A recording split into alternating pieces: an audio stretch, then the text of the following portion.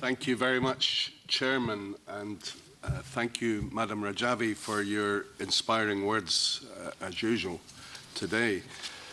As you said, Madam Rajavi, this is International Human Rights Day. In fact, this year, the UN has designated today as HR 365, indicating that every day of the year is Human Rights Day.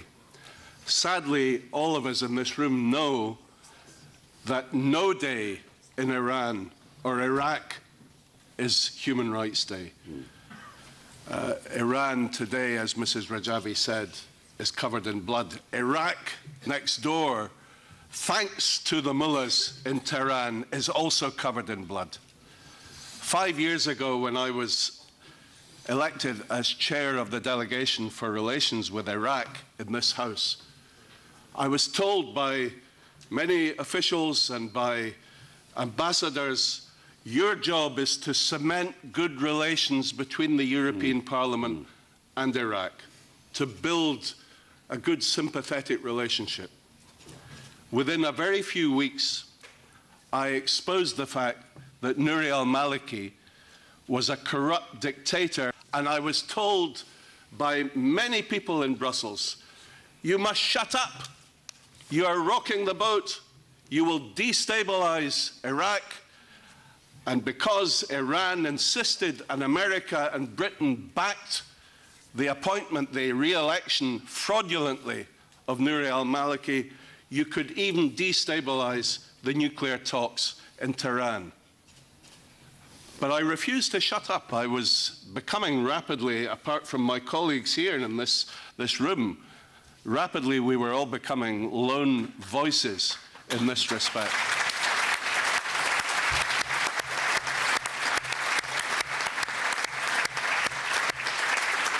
You know, Maliki called a press conference in Baghdad to accuse me of being an enemy of Iraq and a liar. He then sent an envoy from Baghdad to my office here in the European Parliament to ask me what it would take to make me shut up. And I said, what it would take will be your resignation and your indictment for crimes against humanity.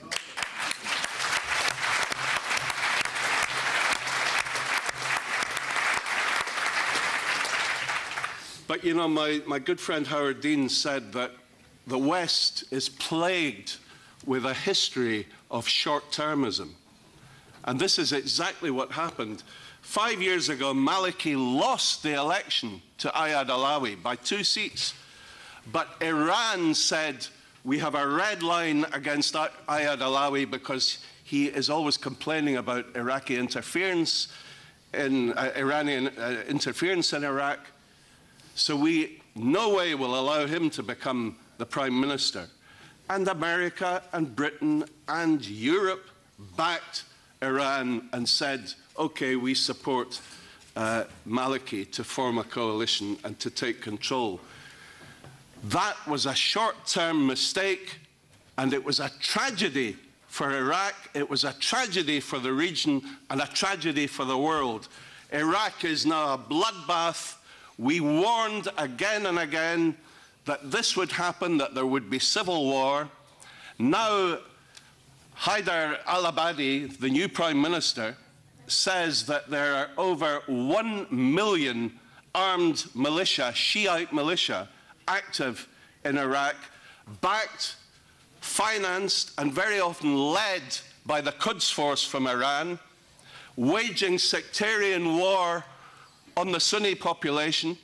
And then the world says, why is it the Sunni tribespeople in Anbar and Diyala are not standing up and fighting alongside the Iraqi army to get rid of ISIS? Because the Sunni people think that the Shiite militia are worse than ISIS.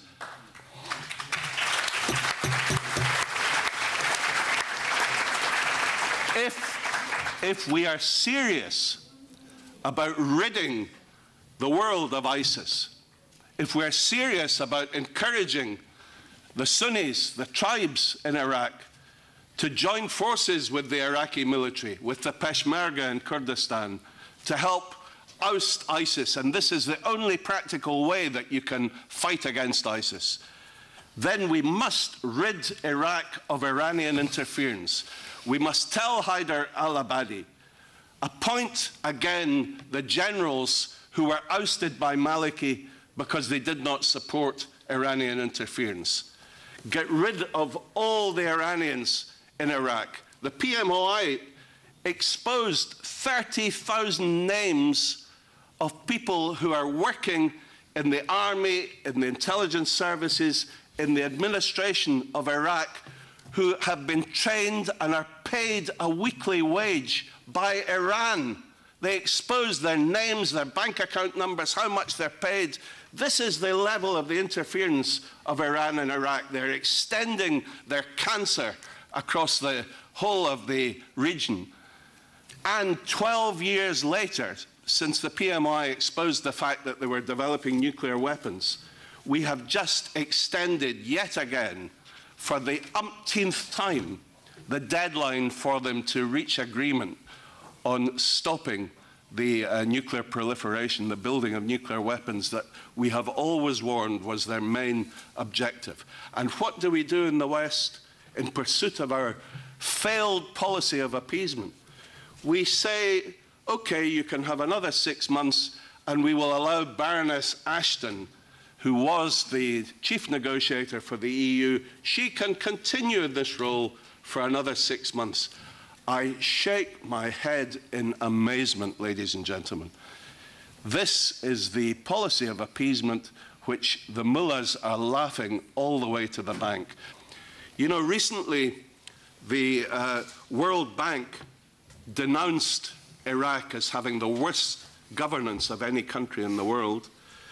The Transparency International NGO denounced Iraq as having the most corrupt government in the world.